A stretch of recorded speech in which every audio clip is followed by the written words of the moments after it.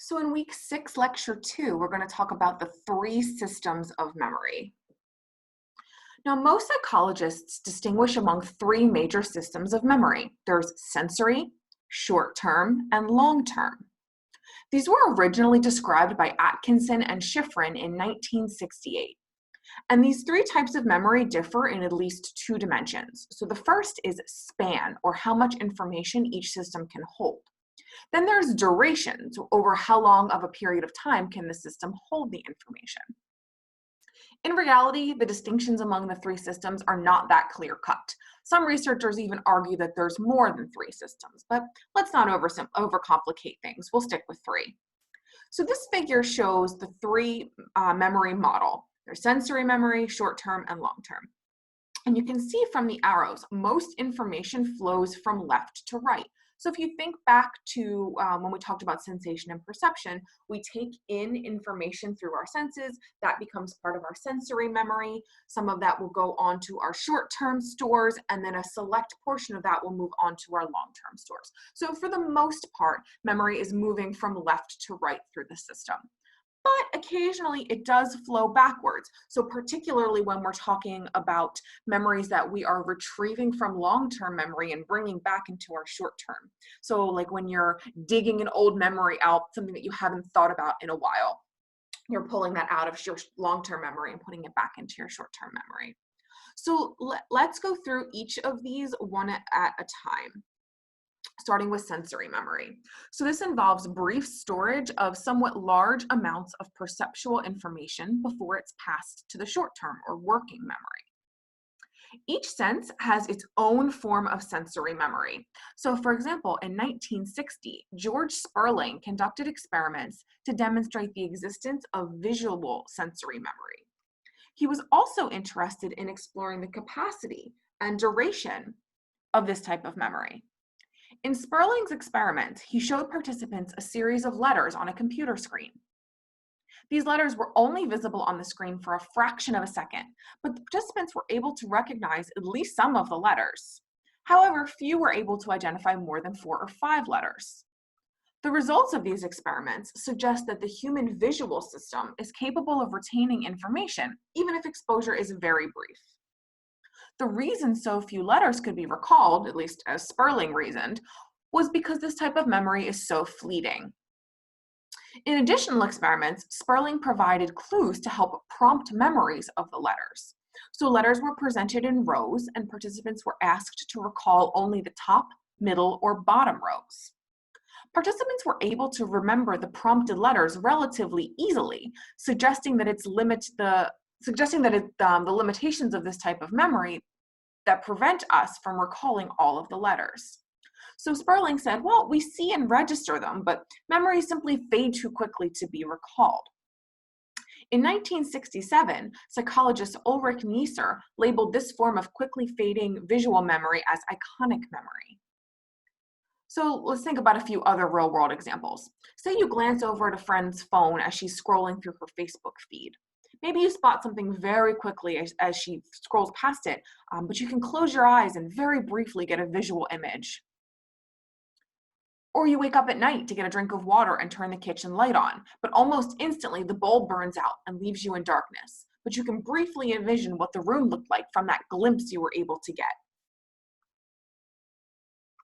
There's also auditory sensory memory. This is known as echoic memory.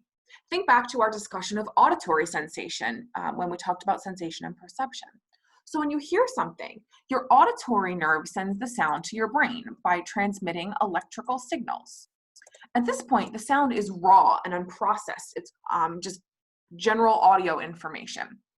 Echoic memory occurs when this information is received and held by the brain, specifically in the primary auditory cortex, which is found in both hemispheres of the brain. After a few seconds, the echoic memory then moves into your short-term memory. And this is where your brain processes the information and interprets or gives meaning to the sound. Echoic memory lasts longer than iconic. There are some debates on exactly how long, but the going rate seems to be about 5 to 10 seconds. And so you'll see this if you're trying to jot down what I'm saying, for example. The words that you hear stay in your head longer than they would if the notes were just flashed briefly before your eyes. Or have you ever had an experience where someone says something and you didn't quite understand them, so you say, huh? But by the time they repeat themselves, you go, oh, right, I got it. That's your echoic memory at work, sort of that lag or delay in what you actually hear before you're able to process it. You might be wondering why echoic memory lasts longer than iconic. There's a few reasons, but the gist is that images and sounds are just processed in different ways in our brains. Since most visual information doesn't immediately disappear, you can repeatedly view an image. Plus, when you look at something, you can process all the visual images together. Sound is processed by individual bits of information. Each bit gives meaning to the previous bit, which then gives meaning to the overall sound. So as a result, the brain simply needs a little more time to store and make sense of the auditory information. Short-term memory is a memory store for information that we're currently thinking about, paying attention to, or actively processing. So it's often referred to as working memory. In 1959, Peterson and Peterson investigated the duration of short-term memory by conducting a lab experiment with 24 psychology students. The students were asked to recall meaningless three-letter trigrams. So for example, THG, XWV, at different intervals, so 3 seconds, 6 seconds, 9 seconds, so on. To prevent rehearsal or practice, the students had to count backwards in threes or fours from a specific number until they were asked to recall the letters. What the researchers found is that the longer the interval that passed, the less accurate the response. At 3 seconds, around 80% of the trigrams were actively recalled, whereas at 18 seconds, only 10% were actively recalled. Peterson and Peterson concluded that short-term memory has a limited duration of approximately 18 seconds. And the results show that if we're unable to rehearse information, which we'll talk about coming up, it will not be passed to long-term memory, providing further support for this multi-store model and the idea of the discrete components of memory. And information in our short-term memory is not permanent. We can lose this information due to two different processes. If I were to rattle off a phone number right now, at first you'd probably remember most of the numbers. But if I asked you again in a few minutes, the numbers would likely have fallen out of your head. One reason is because of decay, or the idea that information just fades over time. We can't possibly remember every single thing that we see and hear. We have to pick and choose. So things that we deem not that important, we just allow them to sort of fade away. Another competing explanation for the loss of information from short-term memory is interference, or the loss of information due to competition with new incoming information. Say I rattle off a phone number, but then also tell you my grocery list.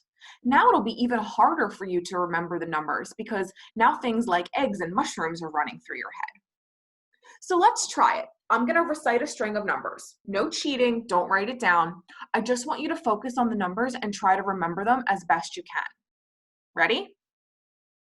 9, 7, 3, 7, 8, 3, 0, 1, 0, 4. I'll give it to you one more time. 9, 7, 3, 7, 8, 3, 0, 1, 0, 4. We'll come back to that in a few minutes. Now there are two different types of interference. There's retroactive and proactive. Retroactive interference happens when learning new information hampers memory for earlier learning.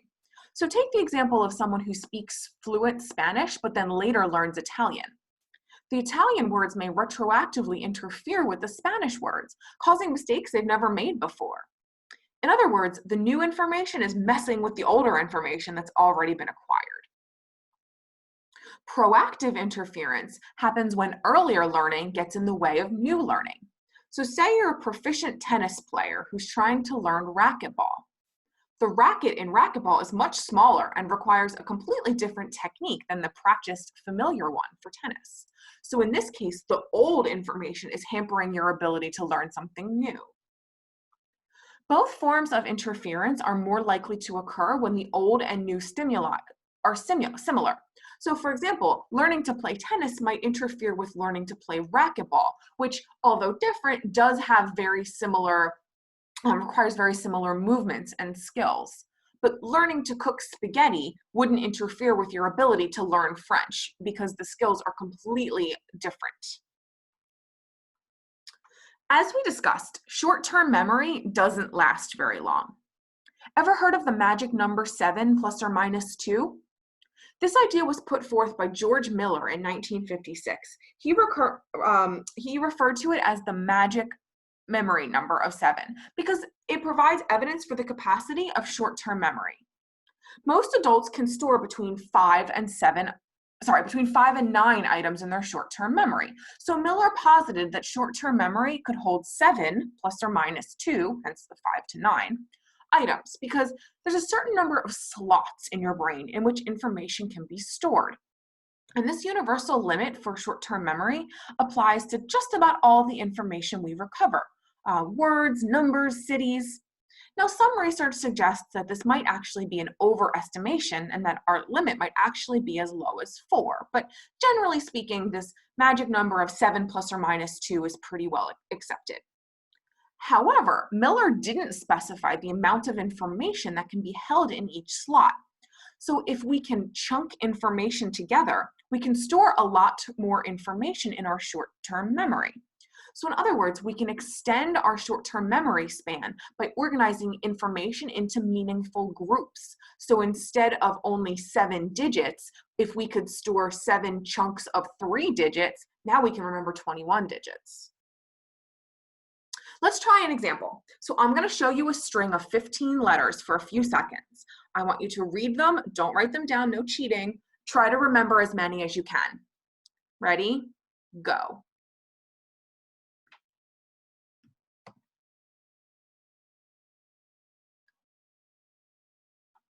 All right, try and write them down. Give you a couple seconds.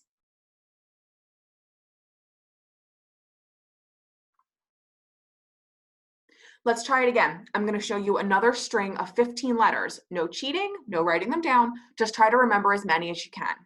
Ready? Here they are.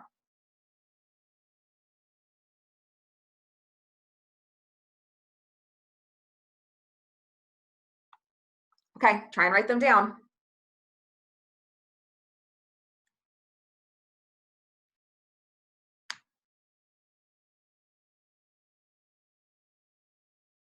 All right, how did you do? Was one easier to remember? I'm thinking it probably was. You probably found it easier to recall the second subset because instead of being totally random, they have meaningful chunks of information. So instead of just a random string of letters like K, A, C, F, J, N, that means nothing to you. Now we have meaningful chunks of information. CIA, USA, FBI. These are all letters that we are used to hearing together in those orders. So we can expand our short-term memory with chunking. Chess experts actually use this as a strategy to organize chess positions into broader patterns. Okay? So this is a good way to help when you're trying to remember a whole bunch of things, is to break them into smaller, meaningful units. Okay, so I want you all to now try and write down the number that I read off a few minutes ago. Are you able to do it, or have you completely forgotten it? So not only is this an example of decay, it's also an example of interference. I just asked you to memorize strings of letters, so your short-term memory is going to be busy with that. Thus, the letter task is interfering with your ability to remember that string of numbers. Now, as I mentioned earlier, there are 2 dimensions of short-term memory, span and duration. Span refers to how much information we can hold, while duration refers to how long we can hold it. Chunking is a strategy to increase the span of short-term memory, but can we also expand the duration? As it happens, we can. One way to do this is through rehearsal, or repeating the information in short-term memory, either in your head or out loud. Has anyone done this? I know I have. So I try not to go in my husband's office at home because it's messy in there and stresses me out. Every now and then he's at work and I need to get something in there, so I'll ask him where to find it. So just the other day, I was looking for the noise canceling headphones. So I asked him where I could find them. He told me to go in the office and open the closet. On the top shelf on the left side, there's a stack of boxes. Open the third box from the top and I should find the headphones. Ah, okay.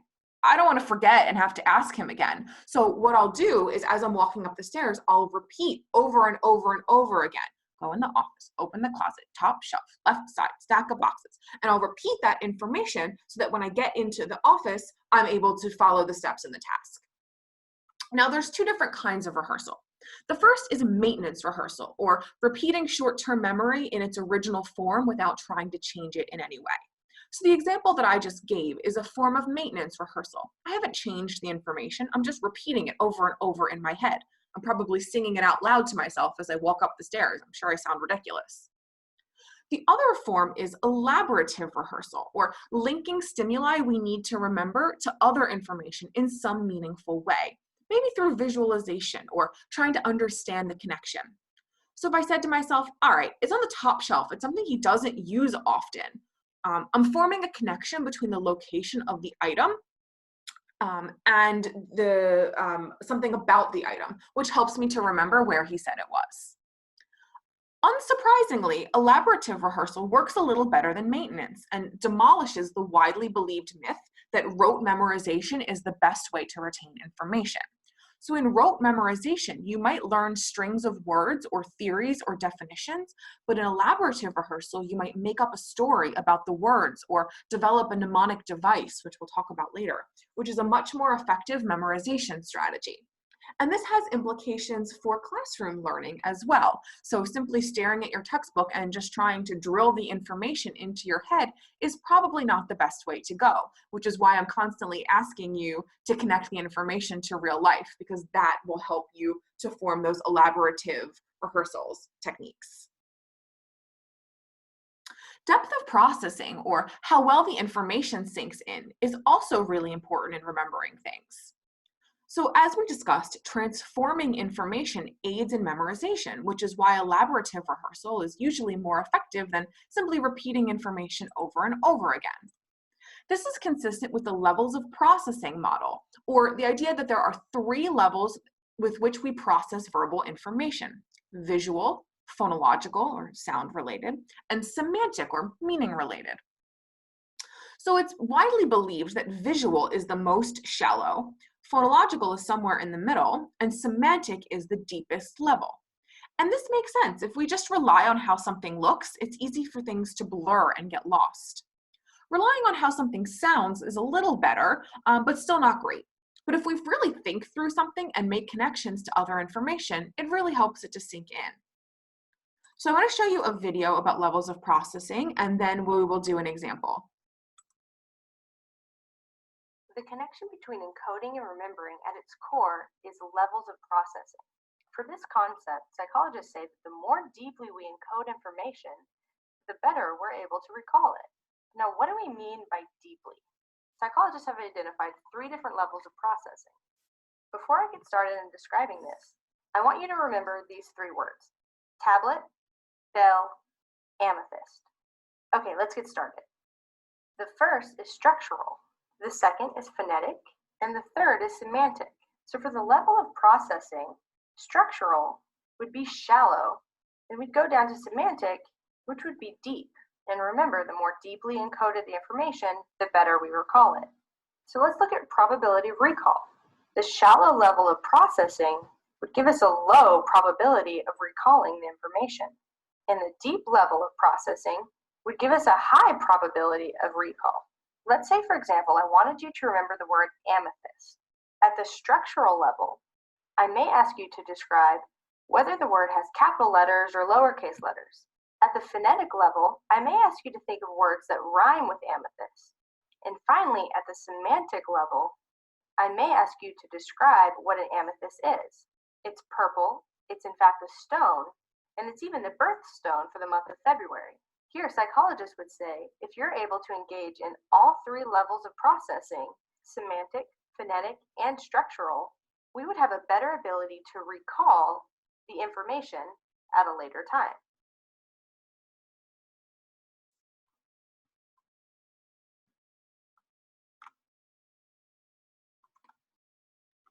So let's take the example of a sentence. All people create their own meaning of life. If we just rely on visual processing, so don't think about what the words mean, just stare at the words themselves, the shape of the letters. If I asked you to repeat it back later, you'd probably struggle. Similarly, if you just focus on phonological processing or the actual sounds the words make, you'd probably struggle to remember them as well, because you're not assigning any meaning. But if you focus on the meaning, so okay, people create their own meaning of life. Right? What does that mean? I can dig deep down and think about, sort of conceptually, what does that mean to me? I can pull out connections to things that I know. That makes the information easier to sink in, to process and remember. A good example is if I played you a string of words in a language you don't understand. Anyone here speak Russian? Listen to this sentence. Изучение психологии может быть веселым и увлекательным. Okay, who can repeat it back? I'm thinking that nobody can unless you happen to speak Russian. Why not? Because you're trying to rely on phonological processing. You're trying to simply recreate the sound that those words made, but without having any sort of meaning or context, it's going to be very difficult to do.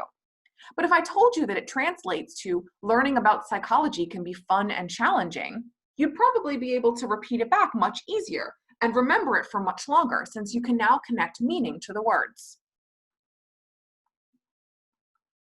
So let's now move on to long-term memory. This is our permanent warehouse of information and includes facts, experiences, and skills that are acquired over our lifetime.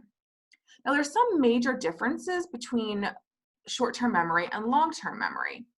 Compared to short-term memory, long-term capacity is huge. So as we talked about, the information in our short-term memory vanishes pretty quickly, but what's in long-term can endure for years. This is because of the permastore, which is a type of long-term memory that appears to be permanent. And mistakes that we commit in long-term memories differ from mistakes in short-term memories. Long-term memory errors are more semantic. They're based more on the meaning of information that we received. Ever do that thing where you're absolutely positive that your friend has a poodle, but it turns out she actually has a terrier? That's a semantic error. You knew it was a dog, you just mixed up the meaning of the information. On the other hand, short-term memory errors tend to be more acoustic. So maybe we simply misheard the information. Instead of remembering poodle, maybe we heard the word noodle. So I told you in the beginning, I'm a huge Inside Out fan. I couldn't resist throwing this in there. Anyone see the animated movie Inside Out? If you haven't, you should. It's really cute, and it does a really great job of talking about memory. It takes us through the story of a girl named Riley and lets us see inside her head to her thoughts, emotions, and memories. So if you look on the top left, we see her emotions, and the movie does a really good representation of the primary emotions. So anger, disgust, joy, fear, and sadness. On the bottom left, you see her long-term memory. So each little ball is a different memory, and they're colored according to the emotion that they elicit. And if you look at all of the memories, you see there's a ton, because it's Riley's memory warehouse, where our long-term memories can hold much more than short-term memory. The picture on the right is from a recent trip that my husband and I took to Disney. We were trying to look sad and joyful, but I think I look more surprised than happy, but that's okay. I was happy because I was in Disney World. So I want to show you a short clip from Inside Out, which I think does a good job of showing the long-term memory storage. Great, Joy, you could get lost in there.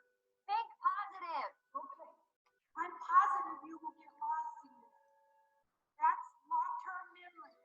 Endless war in a corner and shells. I read about it in the Manuals?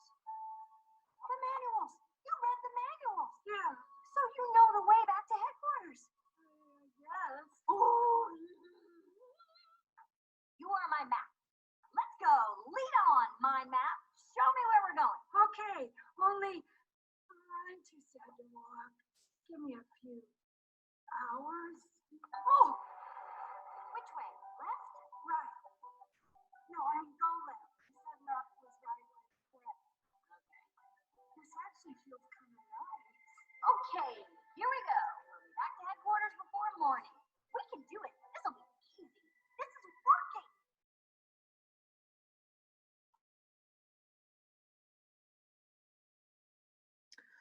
Psychologists have also examined and tried to predict which information people are likely to remember and what they're more likely to forget. So they've come across two different effects, primacy and recency. The primacy effect is the tendency to remember stimuli presented earliest in a list, which is now in long-term memory, while the recency effect is the tendency to remember stimuli presented most recently, still in short term. So if you were to write down, oh, sorry, I just wanted to make sure I was in the right place. If you were to write down a grocery list, you might remember the first few items and the last few, but forget the ones in the middle. We're also more likely to remember stimuli that are odd or distinctive. So if you needed to buy chicken at the store for some reason, that's unique and, chicken feet, that's unique and bizarre. So you'd probably be more likely to remember that and forget the bread, which is much more basic.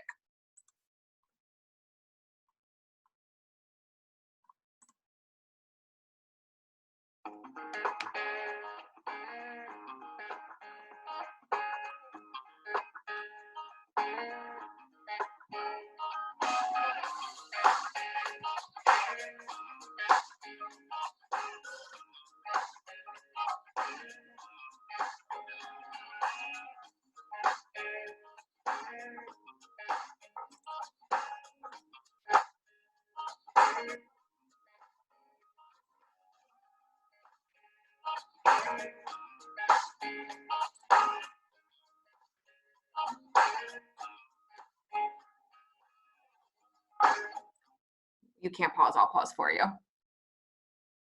Give you a couple seconds, see what you can write down.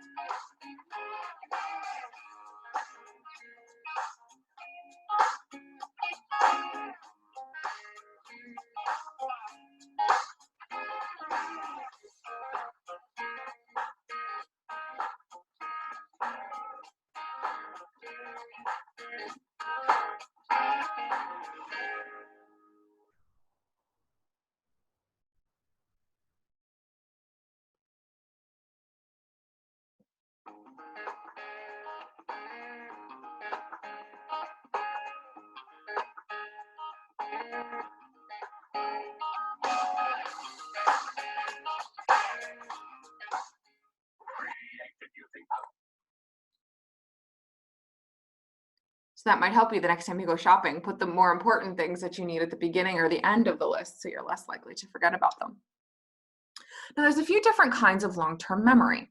One of the larger types is explicit memory, which is also called declarative memory, and it's the process of recalling information intentionally. So if you're asked about specific thoughts or events in your life and you try to think back, that's explicit memory.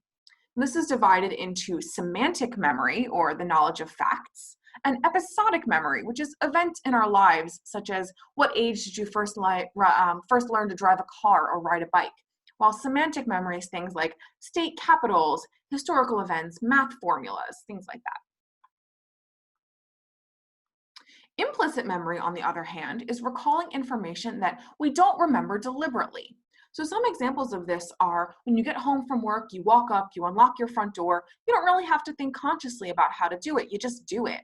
Or untying your shoelaces. You don't have to concentrate or think hard about this task. You know this skill, it's been so well ingrained in you, you do it without thinking about it. Now, there's a few different types of implicit long-term memory. One is procedural memory, or memory for motor skills and habits like riding a bike or typing. And then there's priming, which is our ability to identify stimuli more quickly or easily after we've encountered similar stimuli. So think about trying to do a task where you fill in words. If I just asked you for a 4-letter word beginning with K, you might say kill, keep, you could come up with a whole bunch of different things. But if I first show you the word queen and then ask you for a 4-letter word beginning with K, what's the first thing that just popped into all of your heads? Probably king, because I primed you with something similar. King intuitively goes with queen. So it's a good example of priming, which is the ability to identify a stimulus more easily after you've seen something similar. So this is essentially the same information that we've been talking about, but in a visual format. I am a visual learner. I really like to see things sort of graphed out. So I wanted to show you this. So you can see how long-term memory is divided into explicit, which is intentional, and implicit or unintentional, and then the breakdowns as they go from there. Now, we didn't talk about conditioning or habituation. We've talked about them in earlier lectures, but we didn't talk about them as they relate to long-term memory. That's okay. Don't drive yourselves crazy. I just wanted to give you sort of a visual overview. So that is it for this lecture. Up next, we're going to talk about the different processes of memory.